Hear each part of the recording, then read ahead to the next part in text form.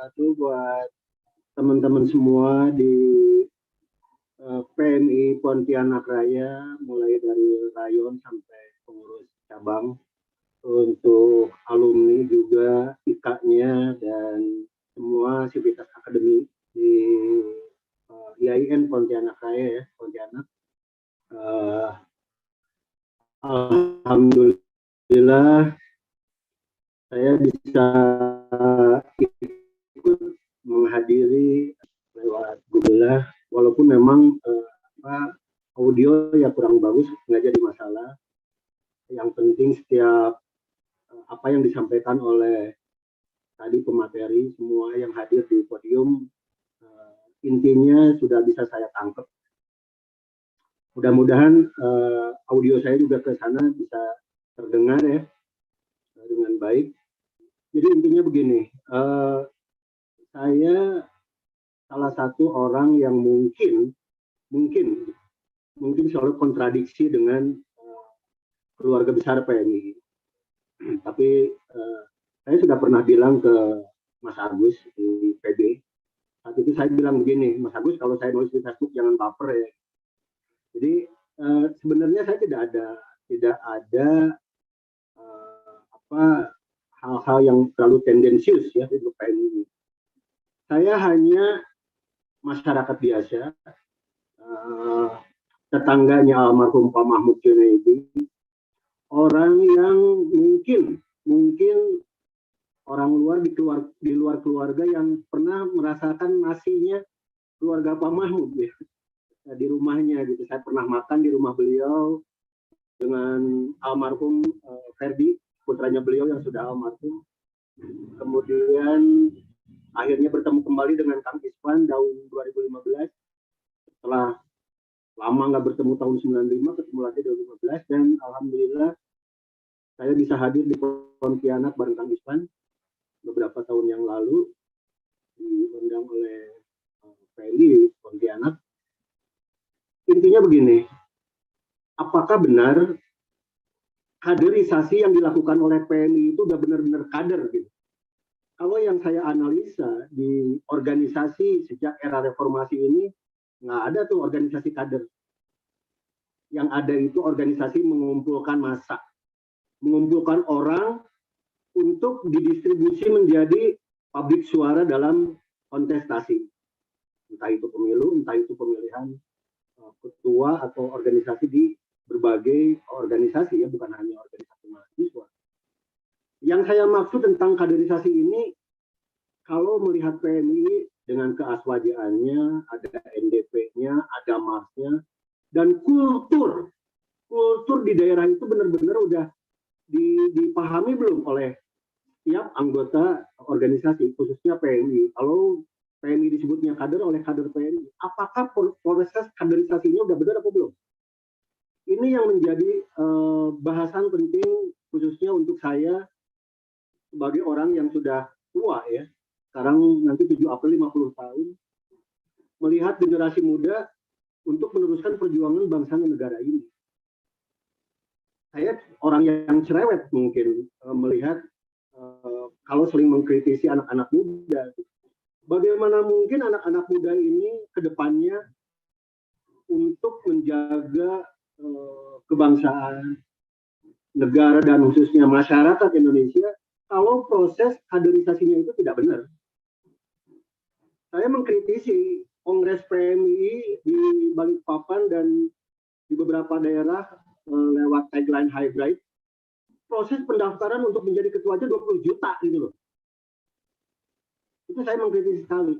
Artinya dengan proses bayar 20 juta itu menutup kemungkinan orang-orang yang punya potensi, orang-orang yang potensial di seluruh Indonesia, khususnya untuk kader PMI. Kalau dengan proses pendaftaran 20 juta aja mau gimana? Saya yakinlah orang yang daftar itu orang-orang kaya semua gitu. Tapi apa iya? Dengan kekayaan itu organisasi akan maju? Belum tentu. Nah, saya melihat, sering berkomunikasi dengan khususnya Bang Mustafa dan teman-teman yang lain, bagaimana proses kaderisasi di PMI ini dimulai dari musyawarah gitu. Karena Pak Mahmud juga waktu di Wonokromo diangkat menjadi ketua PBPMI ini lewat musyawarah. 13 orang para pendiri itu, alhamdulillah saya pernah ketemu dengan semuanya yang masih tersisa sekarang, termasuk Pak Munsif.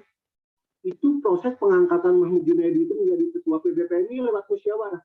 Artinya, lewat musyawarah itu adalah kompetensi, bukan dari bagaimana suara terbanyak. Nah, Pak Mahmud sudah menyampaikan di salah satu artikelnya, beliau bilang begini, demokrasi Pancasila itu tidak kenal hitung-hitungan.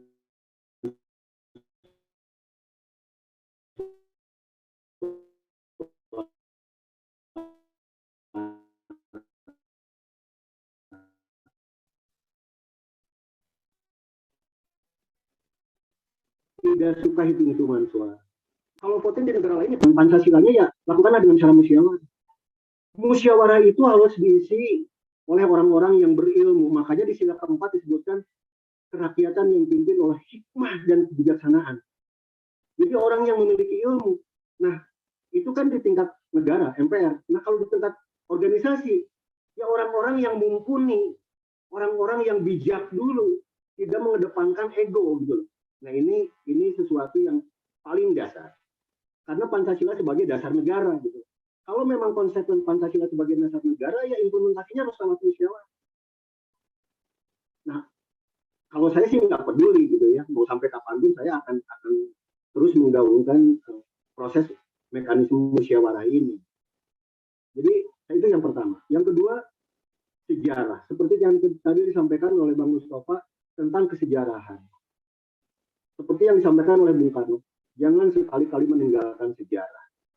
Nah, kalau kita tidak mau belajar sejarah, tidak mau menganalisa sejarah, ya kedepannya saya yakin PMI hanya stagnan. Saya ingin mencabut tagline temukan kami di kampusmu. Siapa sih yang nulis temukan kami di kampusmu? Artinya PMI tidak pede loh. PMI tidak pede dengan organisasi yang berdiri tadi tahun 60. Kenapa harus ditulis dengan temukan kami di kampusmu? Harusnya PMI bersosialisasi keluar, bukan hanya di kampus. Apa iya? Anggota rayon yang sebanyak ini udah tahu teritorial Pontianak? Saya pengen tahu. Apa iya alumni misalkan yang udah ada di PC, di PKC, tahu teritorial Pontianak, tahu dinamika kotanya, tahu nggak? Itu dulu. Jadi proses kaderisasinya dari mulai Mapaba yang seperti Bang Gus tidak cukup 3 hari, ya proses itu dilalui, minat dan bakatnya dilihat, setiap anggota atau disebut kadernya itu dilihat. Nanti potensi-potensi itu yang tadi disampaikan oleh senior kalian, apa yang bisa diisi dari kader-kader PMI ini untuk berkiprah di masyarakat. Nah, kalau saya sih nggak peduli, mau disodorin uang 1 triliun, 1 juta, nggak akan nyoblos. Yang namanya pilpres, pemilu pilkada, saya nggak. Bukan berarti saya tidak menghormati pemimpin yang terpilih, bukan. Kalau saya tidak pernah mengganggu satu periode kebijakan politik pemerintah, saya nggak pernah ganggu. Tapi proses pemilihan itu lewat voting itu tidak sesuai dengan dasar negara Pancasila. Gitu. PBPMI aja ketua pertamanya lewat musyawarah. Nah ini akan berat dibahas karena lewat proses amandemen itu. Saya bangga sekali dengan PMI Pontianak Raya. Berani tampil beda. Mendirikan PCPMI Pontianak Raya itu nggak mudah. Sangat nggak mudah. Mau dibilang nantinya ilegal juga nggak peduli kalau bagi saya gitu. Yang penting bagaimana proses mencetak kader itu akan bermaslahat untuk umat. Itu aja dulu. Masalahnya nanti orang mau didistribusi. Ya kalau kompetensi nggak jadi masalah. Kalau kadernya kompeten silakan didistribusi ke berbagai lini di minimal di Pontianak aja dulu lah. Sekarang kan yang terjadi di PMI itu apa? Ngantri gitu loh. Ngantri untuk jadi ketua KPU lah, anggota jadi Bawaslu lah. Nggak penting yang gitu. Saya tanya sekarang, saya pernah ketemu dengan kader PMI di salah satu kota, saya tanya, PA di kota ini berapa? Apakah PAD? Ngeri nggak? Saya ngobrol dengan salah satu ketua tapi nggak ngerti PAD itu gimana, pendapatan asli daerah saya nggak ngerti gitu loh. Itu kemarahan saya yang akhirnya saya tuangkan dalam media sosial, marah Saya nggak benci, justru saya sayang gitu loh. Saya siap dengan undang-undang IT, kalau tulisan saya itu digeret, undang-undang IT ya silahkan, kita tempur aja di pengadilan gitu loh. Tapi untuk mempersiapkan bangsa dan negara ini ke depan, kalau tidak disiapkan dengan kader-kader yang mumpuni, sesuai minat bakatnya, sesuai dengan kompetensinya, mau gimana? Mas Fauzi mungkin sering lihat status WhatsApp saya sekarang udah berhenti nulis status WhatsApp, nggak penting gitu. Saya belajar banyak dari Mas Fauzi, tausiahnya. Dari Bang Mustafa, saya belajar banyak juga dengan kaderisasi. Keliling ke berbagai kota, ada yang diundang, ada yang enggak, saya berangkat sendiri. Untuk hal-hal yang sepele aja, PNI sekarang udah turun. Sangat turun gitu. Mereka sangat ketakutan dengan seniornya yang udah jadi pejabat gitu. Bayangkan, hampir di setiap kota, PNI selalu mendemo DPRD. Saya tanya, lu sebelum mendemo DPRD, bisa nggak bikin kajian rancangan perda aja dulu? Bikin rancangan perda yang dibahasnya di PC, yang dibahasnya di PK, yang dibahasnya di rayon. Nanti hasil perdanya itu disodorkanlah ke senior-senior kalian yang ada di dewan.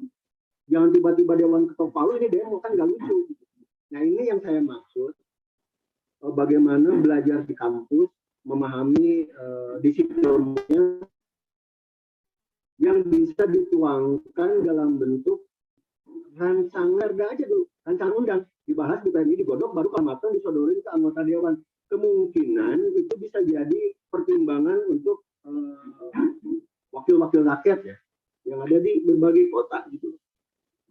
Kalau lebih seperti itu. Jadi saya sangat bangga dengan ini udah mewah sih pelantikan rayon seperti ini dengan ruangan yang bagus.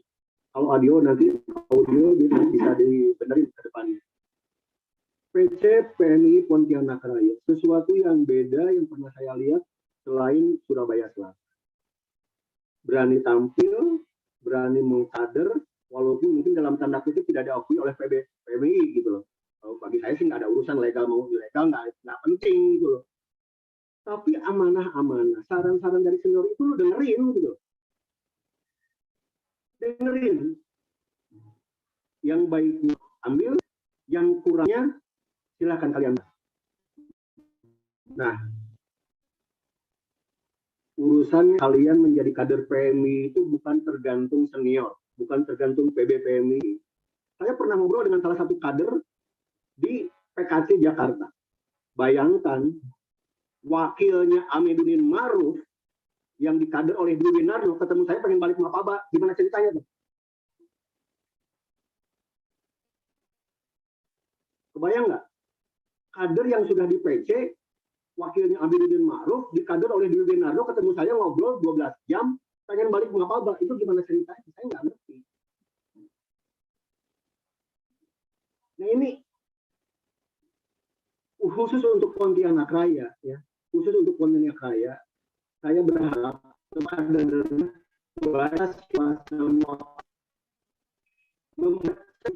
kalau saya contohin analoginya, saya pengen tahu ada berapa janda sih di Pontianak Raya?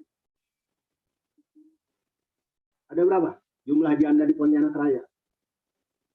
Ada nggak yang concern untuk ngurus janda? Mau janda muda ke janda tua ke?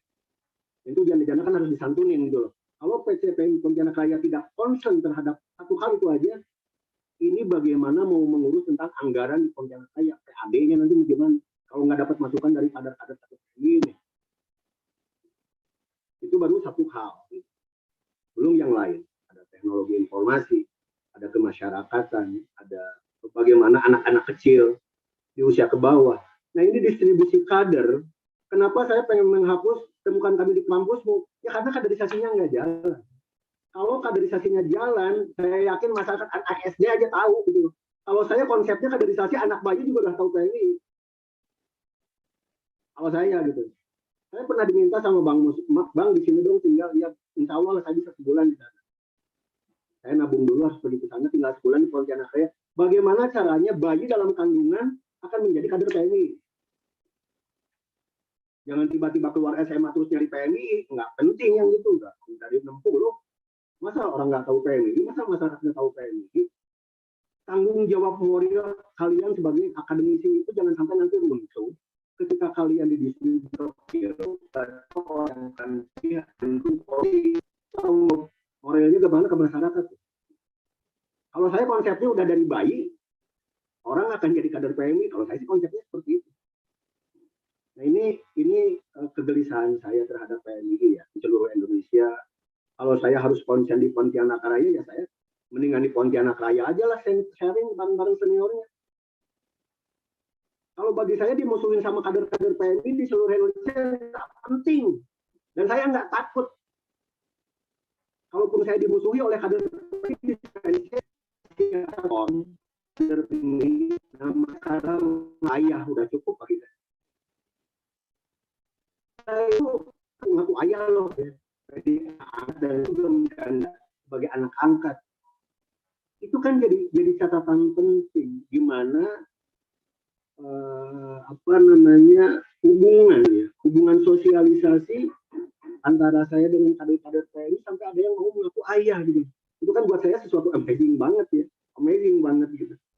Tapi itu yang kedua, saya tidak pernah benci PMI di seluruh Indonesia. Saya nggak pernah benci. Justru saya ingin menjadikan PMI ini sebagai benar-benar khususnya Pontianak Raya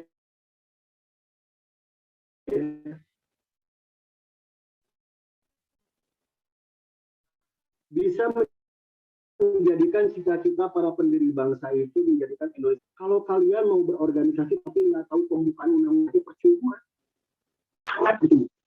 Tiba-tiba masuk percuma, sangat percuma. Jadi ketahui dulu sejarahnya, baru ber-PMI. Nah, kenapa PMI terbentuk 8 bulan setelah dekret presiden? Nah, itu harus kalian pelajari. Nah, nanti tahu nih rohnya PMI di mana gitu.